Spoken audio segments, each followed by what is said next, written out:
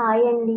కాకరకాయ అంటే నచ్చని వాళ్ళు కూడా ఇలా చేస్తే చాలా ఇష్టంగా తింటారు.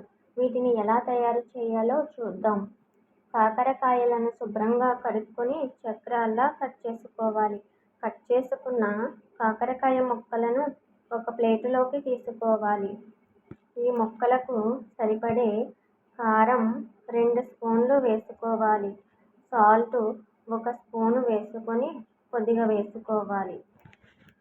శనగపిండి 5 స్పూన్లు వేసుకోవాలి. కార్న్‌ఫ్లోర్ 5 స్పూన్లు వేసుకోవాలి.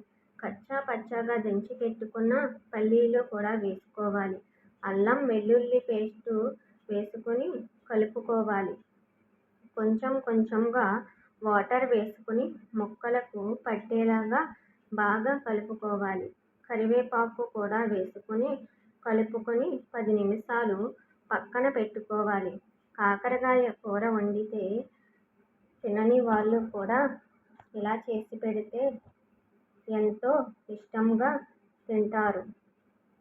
కాకరకాయ అంటే చేదుగా ఉంటుందనే వాళ్ళు కూడా నేను చెప్పిన విధంగా ఇలా చేసి పెడితే వాళ్ళు కూడా చాలా ఇష్టంగా తింటారు.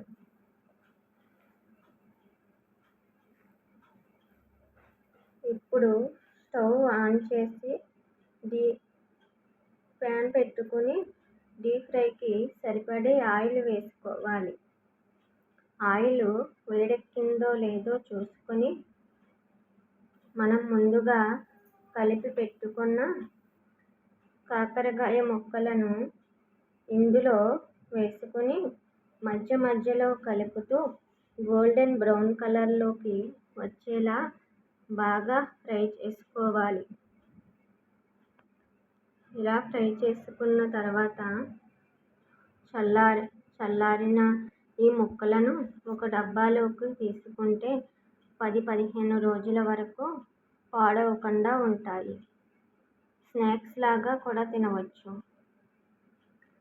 కాకరకాయ ఆరోగ్యానికి చాలా మంచిది. రక్తపోటును తగ్గిస్తుంది. ఆకలిని, రోగ నిరోధక శక్తిని పెంచుతుంది. జీర్ణశక్తిని పెంచుతుంది. కడుపులోని నులిపురుగులను నివారిస్తుంది. చర్మ సంబంధిత వ్యాధులను దూరం చేస్తుంది.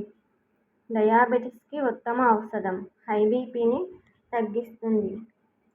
ఇన్ని ప్రయోజనాలు ఉన్న ఈ కాకరకాయను ఇలా చేసుకుని తింటే చాలా టేస్టీగా, క్రిస్పీగా ఉంటాయి. నేను చేసిన ఈ రెసిపీ మీకు నచ్చితే లైక్ చేసి, షేర్ చేసి ఈ రెసిపీ ఎలా ఉందో నాకు కామెంట్లో చెప్పండి. మరిన్ని వీడియోస్ కోసం నా ఛానల్ని సబ్స్క్రైబ్ చేసుకోండి. మరొక మంచి రెసిపీతో మళ్ళీ మీ ముందుంటాను. అంతవరకు సెలవు. నమస్కారం.